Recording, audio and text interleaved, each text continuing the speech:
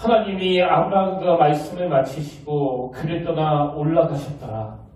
이에 아브라함이 하나님의 자기에게 말씀한 대로 나의 그 아들 이스마엘과 집에서 태어난 모든 자와 더불어 산 모든 자 곧 아브라함의 제 사람 중 모든 남자를 데려다가 그의 포피를 베었으니 아브라함이 그의 포피를 벤 때는 99세였고 그의 아들 이스마엘이 그의 포피를 벤 때는 14세라. 그날에 아브라함과 그 아들 이스마엘이 할례를 받았고 우리 다 같이 읽겠습니다. 그의 집 모든 남자 곧 집에서 태어난 자와 손으로 이방 사람들에게서 사온 자가 다 그와 함께 할례를 받았더라. 아멘. 할렐루야. 반갑습니다. 오늘도 이곳에 나오신 여러분들의 주님의 이름으로 축복하고 또 환영합니다. 우리 좌우를 바라보시면서 또 옆뒤를 바라보시면서 우리 참 잘 오셨습니다. 함께 인사 나누길 원합니다. 참 잘 오셨습니다. 주님 이름으로 환영합니다. 축복합니다.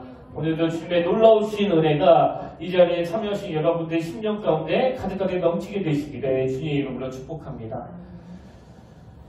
제가 그 설교 시간에 간혹 인용하는 그 빅터 프랭크 박사님 아마 다 아시리라 생각되는데요.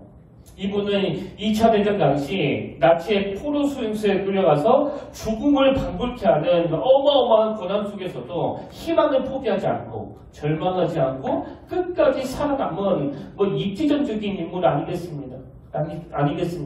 그래서 그분이 쓰신 책이나 또 그분이 남기신 여러 명언들이 제 목회에도 참 많은 영향을 주었는데요. 특히 저에게 깊은 인상을 준 그분의 말이 있는데 이 박사님이 이런 말을 했습니다. 자극과 반응 사이에는 공간이 있다. 자극과 반응 사이에는 공간이 있다. 그 공간에는 자신의 반응을 선택할 수 있는 자유와 힘이 있다. 그 반응에 우리의 성장과 행복이 달려있다. 여기 보니까 이제 세 가지 개념이 나오지 않습니까? 하나는 자극, 그리고 또 하나는 반응, 그리고 또 하나는 공간인데요. 제가 어느 칼럼에서 이 세 가지 개념을 잘 설명해 놓은 글을 읽었는데 참 맨 먼저 나오는 이 자극이 뭐냐? 예를 들어서 이런 거예요. 어떤 사람이 이제 화창한 봄 날씨에 막 음악을 켜놓고 굉장히 좋게 그 드라이브를 하고 있는데 갑자기 옆에 차선에 있던 차가 예고도 없이 그냥 끼어드는 겁니다. 그래서 막 급하게 브레이크를 안 밟았으면 사고가 났을 상황, 이게 자극이에요. 전혀 생각하지 못했던 외부로부터 오는 자극. 그럼 그 다음에 나오는 반응은 뭐냐? 이제 갑자기 그 차가 뛰어들어가지고 사고가 날 뻔한 일을 겪으니까 운전하는 사람도 막 화가 날 거 아닙니까? 그래서 이제 반응을 하는 거예요. 막 깜짝 놀라고 경적을 울린다든지 또 간혹 보면 성격이 진짜 급한 그 다혈질인 사람은 그 차 바로 옆에 대가지고 들리지도 않는데 창문을 내려가지고 막 욕을 해주는 사람도 있잖아요. 그래서 아니 운전을 왜 그때 이거 하느냐고 그렇게 막 화를 내는 사람도 있고요. 심지어 어떤 사람은 그 차 앞으로 가가지고 보복 운전을 하는, 이건 우리가 종종 TV에서도 보는 경우 아닙니까? 이게 반응이에요. 자극에 대한 반응. 근데 이 빅터 프랭크 박사가 주장한 게 뭐냐 하면 이런 자극과 반응 사이에는 반드시 생각할 수 있는 시간의 공간을 가져야 된다는 겁니다. 그래서 만약에 이 자극과 반응 사이에 생각할 수 있는 공간을 갖지 않고 그 분노를 참을 수 없어가지고 막 욕을 한다든지 막 들이박아 댄다든지 이렇게 행동해버리면 그 순간은 좀 후련할지 몰라도 그날 하루 종일 이 마음의 평화가 없어지기 때문에 외부로부터 어떤 자극이 왔을 때 즉시 반응하지 말고 이 생각하는 시간을 확보하라. 그러면서 그 칼럼에서 어느 대기업 회장님을 예로 드는데요. 그 회장님은요, 어떤 직원이 실수를 해서 막 화가 나면 바로 불러들이지 않고 책상 앞에 있는 그 모래시계를 뒤집어 엎는데요. 그러면서 이 모래가 다 땅에 떨어질 때까지 30초가 지날 때까지 이 생각을 한다는 거예요. 지금 부를까 말까? 불러서 야단치나 말까? 또 부르면 어느 정도로 야단치지? 그런 생각을 하는 시간을 가진다는 겁니다. 그리고 그 책에 보니까 어떤 어머니는요, 자녀가 방 안에서 막 하루 종일 그 게임만 하고 있으면 그 아이를 불러서 야단치기 전에 그 10가지 셀게요. 하나, 둘, 셋, 그러면서 이 생각하는 시간을 갖는다는 거예요. 여러분 지금 이런 사례들이 전부 뭘 강조하는 거예요? 자극과 반응 사이에 반드시 이 생각이라는 공간을 마련하라는 거예요. 근데 여러분 이 원리가 뭐 사람과 사람 사이에서도 필요하지만 하나님과 우리 사이에도 이 신앙생활에도 이 원리가 필요하다는 겁니다. 사실 뭐 살다 보면 뭐 굉장히 복잡하고 또 상상하기 어려운 일들을 겪을 때가 뭐 얼마나 많습니까? 예상치도 못했던 일들이 막 불쑥불쑥 튀어나와가지고 놀랄 때도 많고, 그리고 그 문제가 해결이 됐다고 해서 뭐 다 끝난 게 아니잖아요. 또 다른 문제가 우리를 기다리고 있는 거 아닙니까? 그래서 그런 일들을 만나면 하나님께 원망할 때도 많고 하나님에 대하여 그냥 상한 마음이 생기기도 쉬운데요. 바로 그럴 때 어떤 자극과 반응 사이의 공간이 필요한 것처럼 하나님과 나 사이에 이 생각하는 시간이 필요하다는 거예요. 그래서 저는요, 이제 어떤 일로 억울하고 막 너무 분노가 생기고 또 내 힘으로는 해결할 수 없는 일을 만나면 거기에 매몰되어 있는 내 생각을 멈추고 그냥 일찍 자버려요. 왜? 그건 내가 아무리 풀려고 해봐야 풀리지 않는 문제니까. 그리고 그 다음날 아침에 일찍 일어나서 교회 와가지고 한 4시간, 5시간 하나님과 그 문제로 씨름하고 하나님의 응답을 구하는 기도를 드리면 뭐 거의 대부분의 문제는 다 해결되는 걸 경험하거든요. 이걸 묵상이라고 해요. 묵상. 그래서 저는 종종 동기 목사님들이나 후배 목사님들에게 꼭 아무리 바쁘더라도 하루 중에 바로 이 생각하는 시간을 가져야 된다. 그런 권면을 하면서 저는 이걸 그 쿠션을 설치한다고 이야기하는데요. 이제 아파트나 고층 건물에 막 불이 나가지고 그 소방대원들이 출동을 하면 제일 먼저 하는 일이 그 바닥에다가 그 공기 쿠션을 까는 일 아닙니까? 그래서 높은 데서 뛰어내려도 그 쿠션이 완충작용을 하기 때문에 크게 다치지 않도록 막아주는 역할을 하는데 우리 영혼도 마찬가지예요.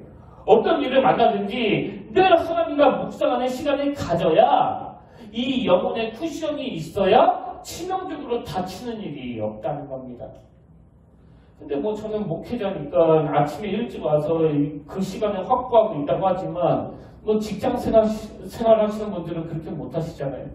근데 장소와 상관없이 딱 30분만 있는 그 자리에서 조용히 말씀을 묵상하고 오늘 하루 있었던 일과를 그 말씀으로 비추어 조명한다면 이게 영적으로도 여러분에게 유익한 시간이 되는 줄로 믿으시길 바랍니다.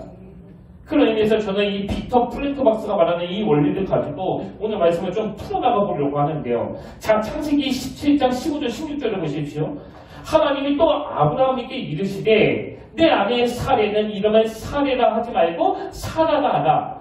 내가 그에게 복을 주어 그가 내게 아들을 낳아주게 하며 그가 내가 그에게 복을 주어 그를 여러 민족의 어머니가 되게 하리니 민족의 여러 왕이 그에게서 나리라. 여러분 지금 아브라함 입장에서는요 하나님으로부터 건강한 자극을 받은 거예요.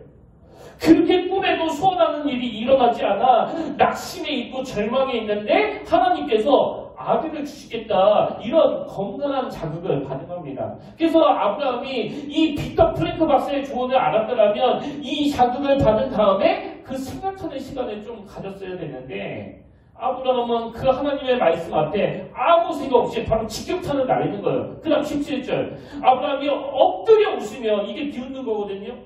아브라함이 엎드려 웃으며 마음속으로 이르되 100세된 사람이 어찌 자식을 낳을까? 사라는 90세니 어찌 출산하리요? 아브라함은 지금 아들을 주시겠다는 그 하나님의 말씀 앞에 바로 비웃으면서 그런 일은 안 일어난다. 그게 딱 잘라버리고 있는 거예요. 그럼 왜 아브라함은 자극과 반응 사이에 공간을 마련하지 못하고 왜 이 말씀의 의미가 뭔지를 생각하지 못하고 이런 반응을 보이느냐? 대답 간단합니다. 아브라함이 확신하는 게 있는 거거든요. 아니 내 아내는 이미 경수가 끊어졌고 다들 이제 나이가 90세나 됐는데 어떻게 그런 일이 일어날 수 있겠느냐고 이렇게 확신을 하니까 뭐 생각이고 뭐고 바로 이건 불가능한 일이다. 이렇게 못을 박아버리는 거예요. 여러분 만약에요 아브라함이 저를 상대하는 거라면 김의수 목사라는 어떤 인간의 상대에서 대화하는 거라면 이 아브라함 생각이 맞아요. 그건 아브라함은 인간을 상대하는 게 아니고요. 하나님을 상대하고 있는 거 아닙니까? 지금 아브라함이 범하고 있는 실수가 뭐예요? 아브라함은 지금 하나님을 자기 수준에 놓고 있으니까, 자기 생각의 틀에다가 끼워놓고 있으니까 이런 어리석은 일을 행할 수밖에 없는 거거든요. 그래서 저는 오늘 이 설교를 준비하는 한 주 내내 끼고 다니던 책이 하나 있었는데요. J.B. 필립스가 쓴 당신의 하나님은 너무 작다. 벌써 제목부터 너무나 많은 메시지를 함축하고 있는 거 아닙니까? 당신의 하나님은 너무 작다. 그래서 제가 이 책 소개글에 보니까요, 처음부터 막 이런 질문을 던져요. 당신의 하나님은 너무 작지 않은가? 당신에게 하나님은 당신의 생각이 만든 작은 상자 속에 갇힌 분은 아닌가? 당신은 하나님에 대해서 몰라도 너무 모른다. 제 마음에 너무 와닿더라고요. 사실 제가 목사인데도요, 종종 눈앞을 캄캄하게 만드는 어떤 상황을 만나면 그렇게 하나님의 일하심을 경험했으면서도 그걸 새카맣게 잃어버리거든요. 그럴 때마다 내가 하나님에 대해서 몰라도 너무 모른다, 그런 생각이 드는 겁니다. 그런 다음에 이 책에 나오는 이 구호 같은 몇 가지 글들이 오늘 본문에 나오는 이 아브라함을 연상하게 만들어낸대요. 그 다음 문장도 들어보세요. 당신 자신이 만들어낸 하나님을 버리고, 당신 자신이 만들어낸 하나님을 버리고 참 하나님을 발견하라. 그 다음에 이런 말도 있습니다. 참 하나님을 알아야 인생의 목적도 알 수 있다. 여러분, 이게 지금 딱 아브라함 보고 하는 얘기 같지 않습니까? 아브라함은 그 하나님을 자기 생각이 틀에 따라 감아버리고 내가 못하는 그 일에 대하여 하나님도 못하실 거라고 단정하고 있는 거예요. 그래서 왜 저한테 그런 약속을 하시냐는 식으로 말하는 게 바로 오늘 본문의 이 아브라함인데요. 이렇게 하나님의 능력을 제한시키는 아브라함의 인식이 그 다음 나오는 이 아브라함의 기도에 어떤 영향을 미치는지 한번 보십시오. 바로 그 다음 18절입니다. 아브라함이 이에 하나님께 아뢰되 이스마엘이나 하나님 앞에 살기를 원하나이다. 여러분, 이게 사실 하나님을 엄청 모독하는 말 아닙니까?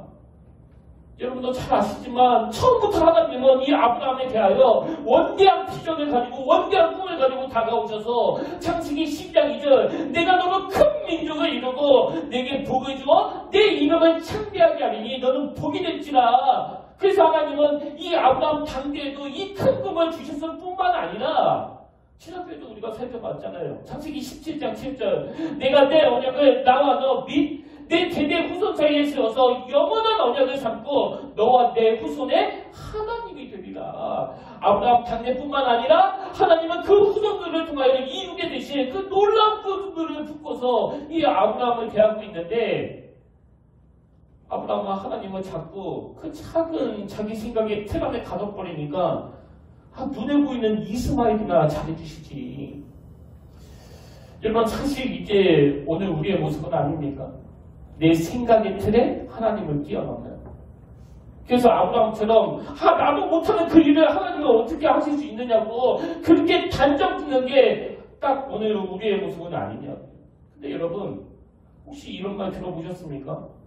당신 인생의 크기는 당신이 믿는 하나님의 크기에 따라 결정된다. 한번 더 읽어드릴까요? 당신 인생의 크기는 당신이 믿는 하나님의 크기에 따라 결정된다. 무슨 뜻이에요? 그 하나님을 내가 어떤 하나님으로 인식하느냐, 그 하나님을 내가 어떤 하나님으로 믿고 있느냐가 우리 인생을 결정한다는 거예요. 그렇기 때문에 여러분, 아브라함이 하나님을 그렇게 작은 하나님으로 단정짓고 그저 눈에 보이는 이스마엘이나 좀 잘해주시라는 그런 인식이 아브라함을 무려 13년 동안 당황하게 만드는 나쁜 도구가 됐다면, 저는 정말 저와 여러분이 당신 인생의 크기는 당신이 믿는 하나님의 크기에 따라 결정된다는 이 말씀을 기억하면서 어떤 상황에서도 여호와 이레, 지금도 보이지 않는 곳에서 내 앞일을 준비하고 계시고 아무리 내 눈에는 희망이 보이지 않는 그 사막이라 할지라도 길을 내시고 강을 만드시는 그 하나님을 전적으로 신뢰하게 되시기를 바랍니다. 그래서 저는 항상 제 자신이 제 스스로에 대해서는 자기 연민에 빠져가지고 그 현실만 바라보고 있을까봐 늘 두려워하는 사람이에요. 왜? 그게 제가 믿는 그 하나님을 말해주는 거니까. 여러분의 하나님은 어떤 분이세요? 그러면 저는 이 크신 하나님을 믿는 하나님의 종으로서 사람들을 대할 때, 성도들을 대할 때, 내 후배들을 대할 때도 오늘 본문에서 하나님이 보여주시는 이 포용력을 담기를 원하는데요. 여러분 오늘 본문에서 그저 이스마엘이나 잘해주세요 그러면서 하나님을 재단하고 모욕하는 이 아브라함에게 하나님은 내가 이스마엘에게 복을 주시겠다고 약속해 주시면서 그 좁아 터진 아브라함을 크신 마음으로 포용해 주시는 거 아닙니까?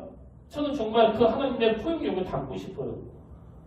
최근에도 어느 성도님이 자기 교회 목사님의 설교를 가지고 막 비판하는 글을 본 적이 있는데요. 뭐 제가 봤을 때는 그 목사님이 맞는 말씀을 하셨거든요. 강단은 정치적인 이야기를 하는 것이 아니에요. 근데 그 목사님이 무슨 사상이 불순하다는 등 나라를 사랑하지 않는다는 등 아니 어떻게 그 크신 하나님을 믿는 하나님의 자녀들이 이렇게 좁아 터질 수가 있는가. 아니 지금 한국의 교회가 5만 교회니 6만 교회니 그리고 수많은 사람들이 크리스찬이라고 그러는데 어떻게 이렇게 너무너무 좁은 생각들이 이 대한민국에 난무하고 있는가. 여러분 당신 인생의 크기는 당신이 믿는 하나님의 크기에 따라 결정된다고 한다면 오늘 한국교회가 보여주는 모습은 오늘 크리스찬이 보여주는 모습은 본문의 아브라함처럼 내 좁은 상자 안에다가 하나님을 그냥 구겨놓은 상태 아닙니까? 이게 가장 큰 불신이고 이게 가장 큰 죄예요. 하나님을 내 멋대로 재단하는 것. 그리고 그게 좁아 터진 나를 만드는 원인이 된다고 한다면 저는 한국의 교회들마다 그리고 한국의 모든 크리스찬들마다 이 좁은 생각에 갇힌 아브라함을 넓은 마음으로 표현해 주시는 그 하나님을 좀 닮아가게 되시기를 바랍니다. 이렇게 아브라함이 그 크신 하나님을 다시 만났기 때문에 13년간의 방황을 끝내는 그 회복과 치유를 경험했는데요. 제가 오늘 말씀에서 가장 중요한 포인트로 잡은 게 뭐냐면 이 아브라함의 변화. 13년 동안 그 엉뚱한 곳에서 배회하고 방황하면서 그야말로 허송세월을 보냈던 이 아브라함을 단번에 회복시키시고 단번에 변화시킨 그 동력 이거를 두 가지로 정리해서 나누기를 원합니다. 자 그럼 13년을 그렇게 배회하던 아브라함이 어떻게 단번에 변화될 수 있었느냐. 첫 번째로 여기에는 하나님의 은혜가 있었기 때문인데요. 그게 어떤 은혜냐면 바로 교정해 주시는 하나님의 은혜가 있었다는 사실입니다. 자 17절 18절을 다시 보십시오.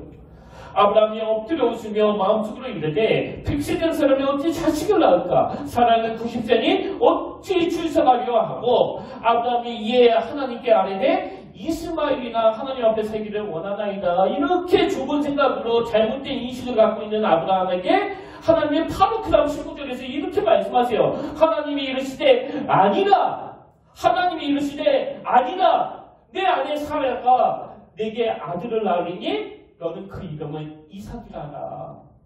지금 하나님은 아브라함이 가지고 있는 그 작은 생각을 바로 교정해 주시는 거예요. 아니라 여러분 오늘 우리가 이 사실을 꼭 기억해야 돼요. 인간이라면 뭐 누구나 실수할 때도 있고 엉뚱한 곳에서 헤맬 때도 있습니다. 그리고 저도 제가 종종 여러분 앞에서 저 좀 믿지 마시라고 그렇게 말씀드리는 거 아닙니까? 물론 성도님들은 혼란에 빠뜨리는 그런 일을 하지 않으려고 애를 쓰고 있지만 저도 실수할 수 있고 옆길로 셀 수 있는 본능을 가진 인간이에요. 근데 이게 모든 목회자들이 가지고 있는 그 공통점이라면요. 목회자도 두 종류예요. 엉뚱한 길로 갈 때마다 하나님이 이르시되 아니라 이렇게 교정해 주시는 하나님의 은혜를 경험하는 그 목회자가 있는가 하면 이거 경험 못해서 그냥 그 잘못된 길로 쭉 가는 목회자가 있습니다. 그리고 제가 겪어보니까 성도님들도 두 종류예요. 모든 성도님들이 다 실수하기 쉽고 잘못 생각하기 쉽고 또 얼마든지 자기 생각에 갇힐 수 있는 게 공통점이라면 어떤 차이가 있느냐. 어떤 권사님은요. 예배 시간에 내 생각이 잘못됐다는 걸 깨닫게 되면 그 다음날 전화해서 저에게 말씀하시는 거예요. 목사님, 그동안 제가 잘못 생각한 것 같습니다. 제가 신앙에 대해서 또 성교에 대해서 좀 편협한 생각을 가지고 있었던 것 같습니다. 그 권사님이 누린 은혜가 뭘까요? 선포되는 말씀을 통해서 하나님의 아니라 그 은혜를 누린 거예요. 이게 바로 하나님의 교정하심의 은혜예요. 그래서 여러분 우리 모두가 뭐 그 스스로 막 완벽해지려고 하지 마시고요. 그리고 누가 좀 실수하면 그거 바로 잘못됐다고 막 지적하지 말고 어떻게 기도해야 될까요? 잘못된 생각에 빠진 아브라함을 만나주시고 그의 생각을 교정해 주신 그 하나님께서 저분의 생각을 교정해 주시길 원합니다. 제가 청소년 사역을 하면서 제일 많이 후회한 것들 대부분이 바로 이런 거예요. 아이들에 대해서 잘못했을 때마다 바로바로 지적하는 거예요. 제가 돌아보니까 그 애들이 잘못할 때마다 너 그러면 안 돼! 너 왜 그래? 이게요 참 나쁜 교육이었더라고요. 이 아이를 교정해 주기를 하나님께 더 기도했어야 되는데 저와 여러분의 삶 가운데 늘 하나님의 이 교정의 은혜가 있기를 바랍니다. 그리고 우리에게도 하나님이 보내주시는 사도 바울과 같은 교정해 주시는 어른이 필요해요. 빌립보서 3장 18절 내가 여러 번 너에게 말하였거니와 이제도 눈물을 흘리며 말하노니 여러 사람들이 그리스도의 십자가의 원수를 행하느니라. 뭐 전에도 말씀드렸지만 지금 우리가 살고 있는 이 포스트 모더니즘 시대의 비극 중에 하나가 뭐 바로 그거 아닙니까? 모든 권위는 그냥 다 죽여버리네. 그래서 이 전능하신 하나님조차도 그 권위를 인정하지 않는 이 시대에 우리에게 있는 불행이 뭐냐? 하나님이 보내주시는 이 사도 바울 같은 인간 지도자를 만나기가 너무나 어렵다는 거예요. 그래서 하나님이 우리에게 이 성경을 주신 거 아닙니까?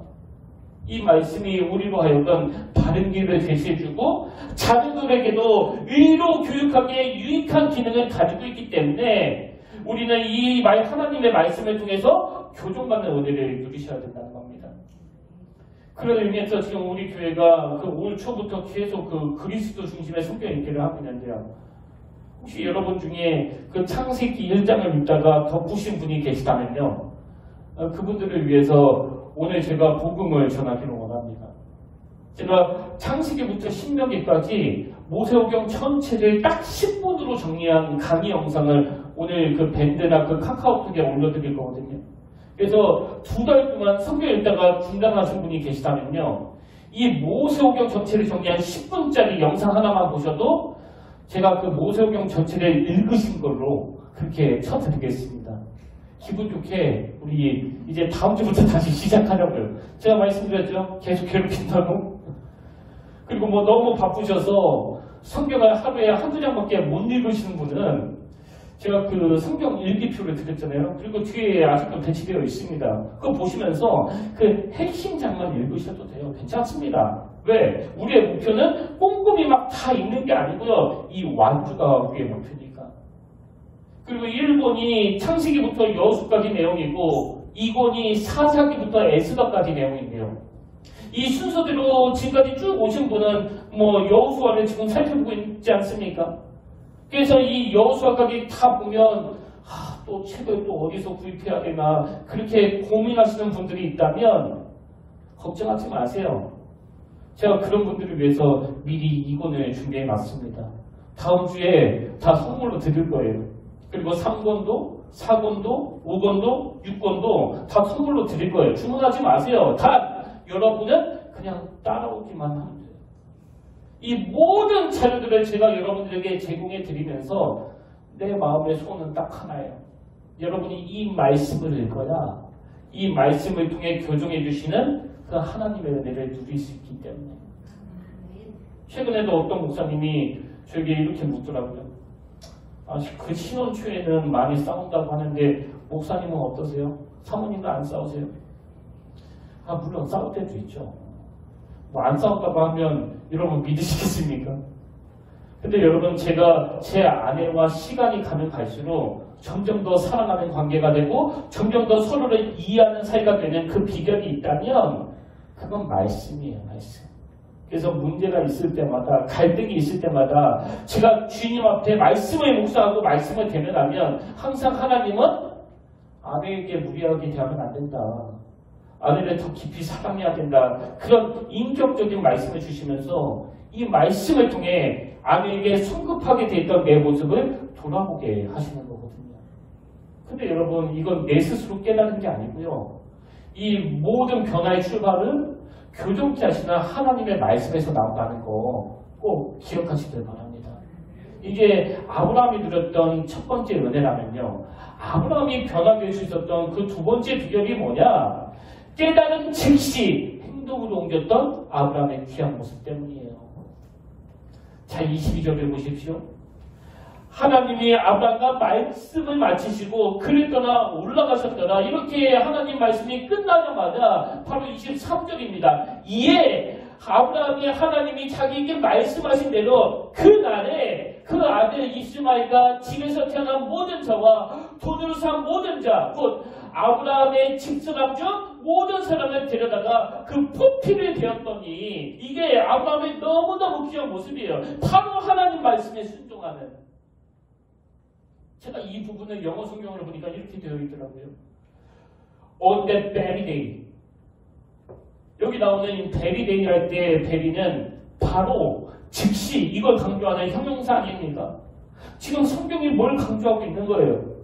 아브라함이 하나님 말씀에 순종했다는 것도 지금 알려주고 있지만 즉시 순종했다는 거예요. 즉시. 깨달은 즉시 반응했다는 겁니다.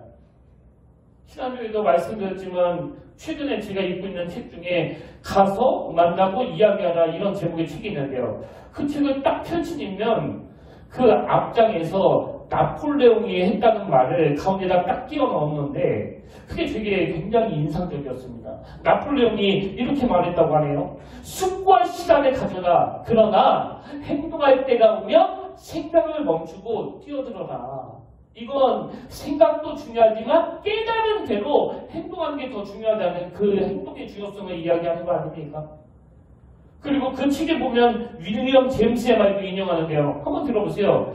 행동이 반드시 행복을 가져다 주지는 않을지라도 행동 없는 행복이란 없다. 그래서 이런 내용을 쭉 다루고 있는 이 책의 맨 마지막 프롤로그 제목이 이렇습니다. 지금 당장 행동하는 힘! 지금 당장 행동하는 힘! 그래서 제가 오늘 설교 제목을 이걸로 잡을 뻔했어요. 여러분, 이런 글들을 보면서 저는 구약에 나오는 그 두 대표적인 인물이 떠올랐는데, 한 사람은 다윗이에요. 다윗. 여러분도 아시지만 그는 그 끔찍한 성적인 범죄를 행하고도 1년 가까이 회개하지 않을 정도로 그 죄에 대해 무감각한 모습을 보여주지 않았습니까? 근데 하나님께서 선지자 나단을 통해서 그 잘못들을 지적하실 때 바로 그 자리에서 꼬꾸라져 회개했던 인물이 이 다윗인데요. 여러분, 사실 자기 잘못을 알고도 이 깨달음이 있고서도 그 뉘우치지 않는 사람이 뭐 얼마나 많습니까? 아무리 다윗이 자기 잘못을 인식했다 하더라도 그렇게 회개의 자리로 나가는 건 이건 전혀 다른 문제예요. 모두가 다 인식했다고 이 다윗처럼 그렇게 회개하지 않습니다. 그럼 다윗이 어떻게 그 회개의 자리로 나갈 수 있었느냐? 그 답이요. 시편 51편 15절에 있는데요. 자, 다윗이 회개할 수 있었던 비결을 15절에서 이렇게 표현합니다. 하나님이 원하시는 제사는 상한 심령입니다. 주께서는 겸손히 뉘우치며 회개하는 마음을 업신여기지 않을 것입니다. 지금 다윗이 알고 있는 게 뭐예요? 주께서는 겸손하게 뉘우치며 회개하는 마음을 업신여기는 분이 아니라는 걸 이 다윗은 아는 거예요. 그러니까 즉시 바로 그 회개 자리로 나간 거 아닙니까? 여기에 반해가지고 또 한 인물은 그 비극적인 결말을 맞이했던 삼손. 우리가 전에도 나누었지만 그는 그 들릴라라는 여자를 만나가지고 머리 깎이고 두 눈 뽑히는 그런 끔찍한 일을 당한 인물 아닙니까? 그래서 삼손이 그런 절망적인 일을 겪고 나서 하나님 앞에 막 신음하듯 던지는 기도가 이거예요. 사사기 16장 28절. 삼손이 여호와께 부르짖어 이르되 주 여호와여 구하옵나니 나를 생각하옵소서. 그 다음에 눈물 날 정도로 찬양합니다. 하나님이여 구하옵나니 이번만 나를 강하게 하사 나의 두 눈을 뺀 블레셋 사람에게 원수를 단번에 갚게 하옵소서.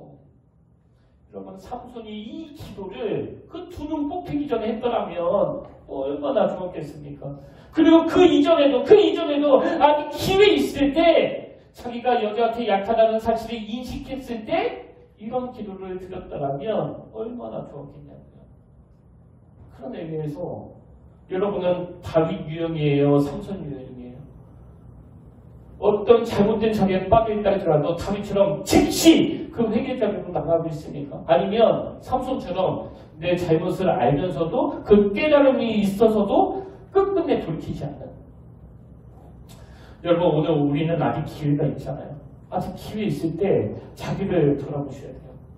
뭐 삼손처럼 꼭 그런 극단적인 경우는 아니라 할지라도 크고 작은 잘못으로 돌이켜야 될 때 아직 하나님이 기회 주실 때 주께서는 겸손하게 뉘우치며 회개하는 마음을 없이 여기시는 분이 아니라는 걸 기억하면서 다윗처럼 즉시 바로 오늘 저는 결론을 이렇게 맺기를 원합니다.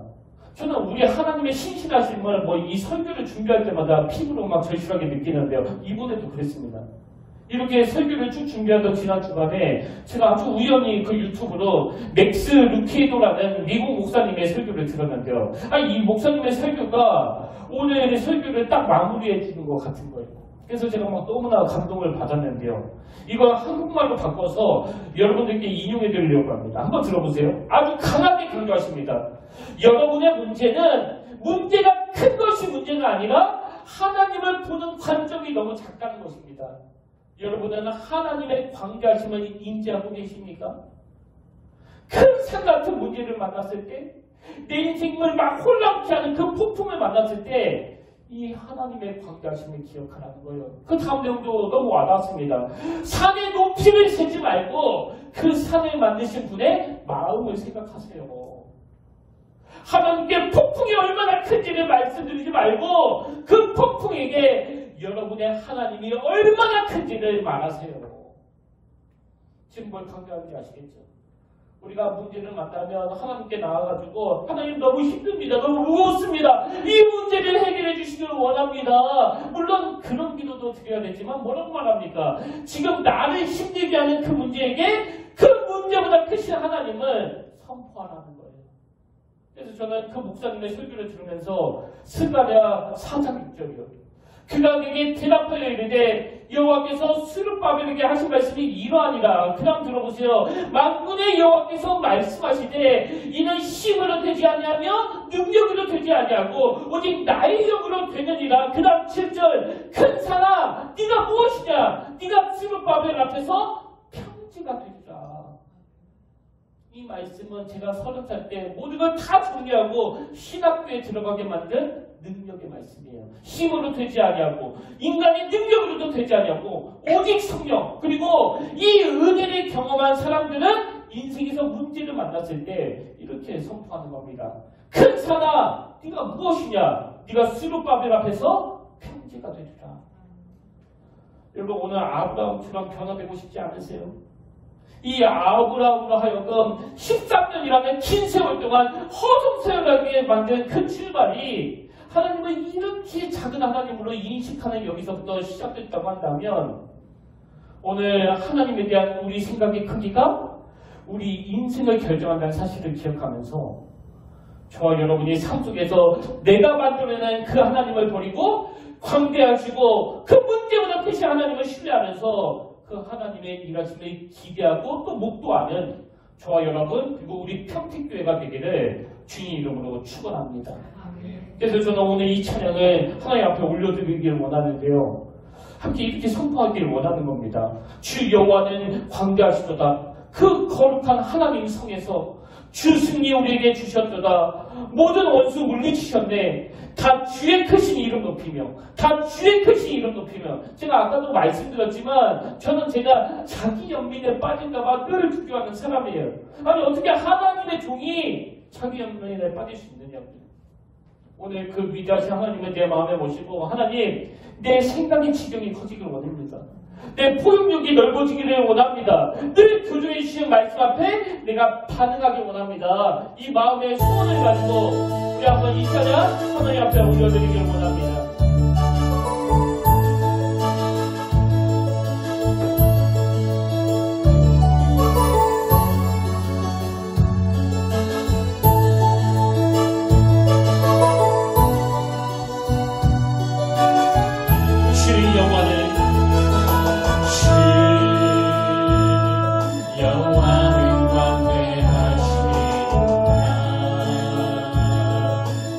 거룩한 하나님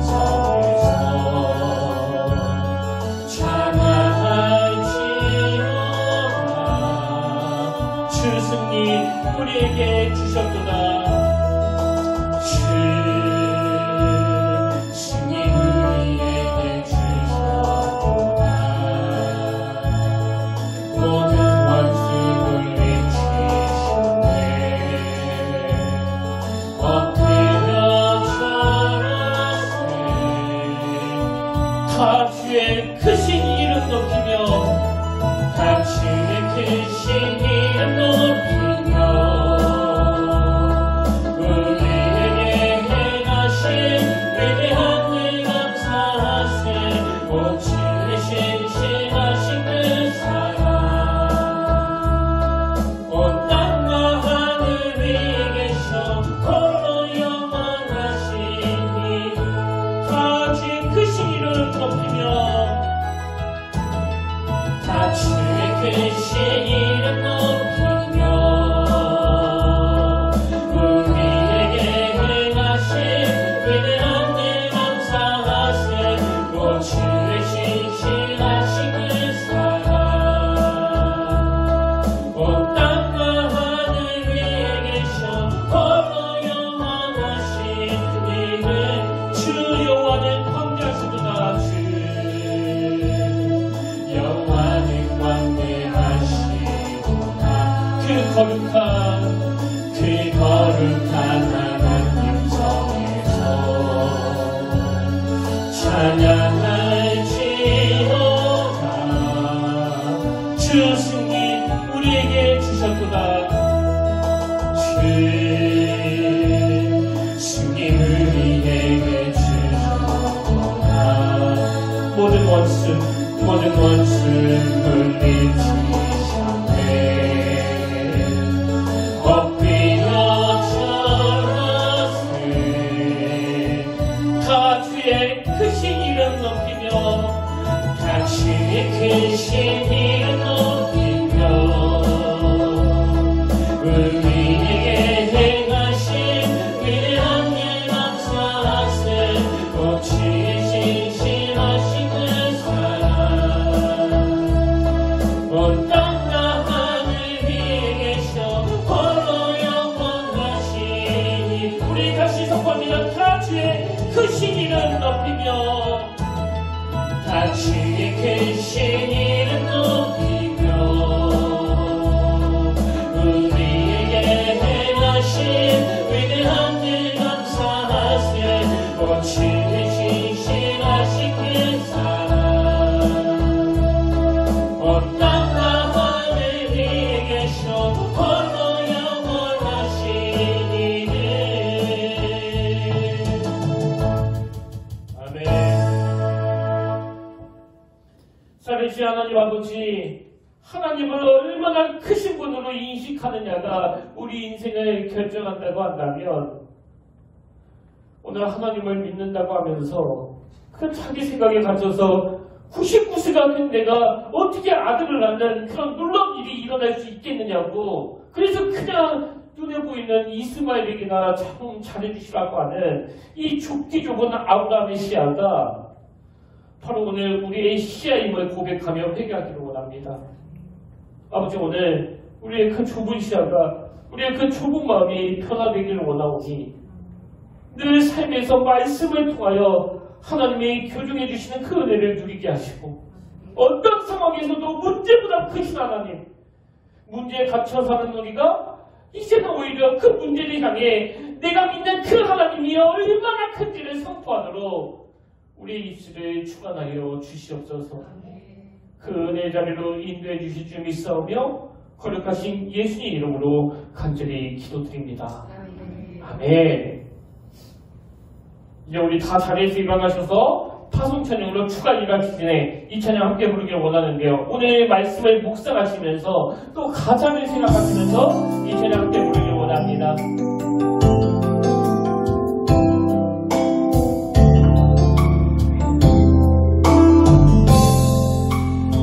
날이 저물어 갈 때,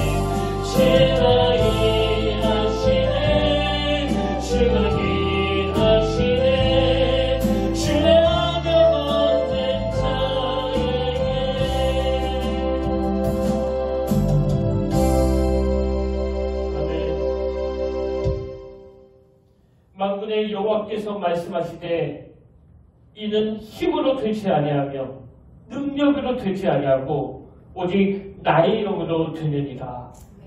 큰 산아 네가 무엇이냐? 네가 스룹바벨 앞에서 평지가 되리라.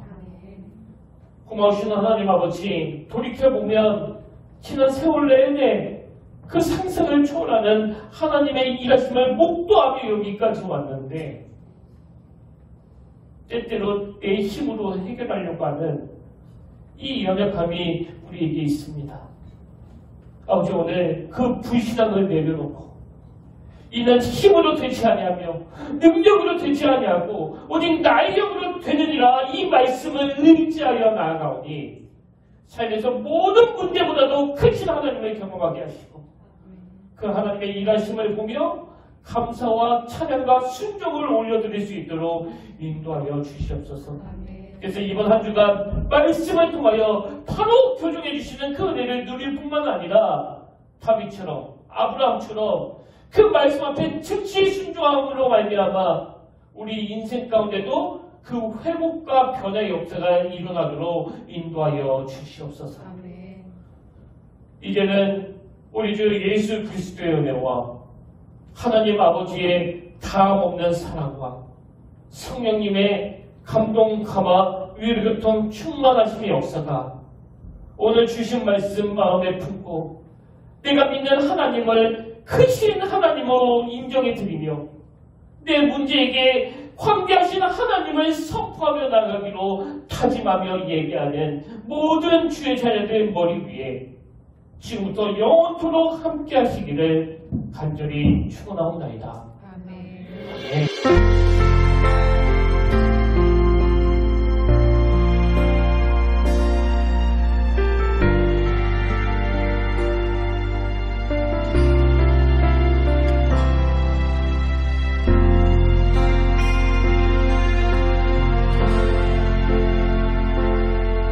지금 서 있는 이곳에서 높임을 받으소서. 내가 받는 땅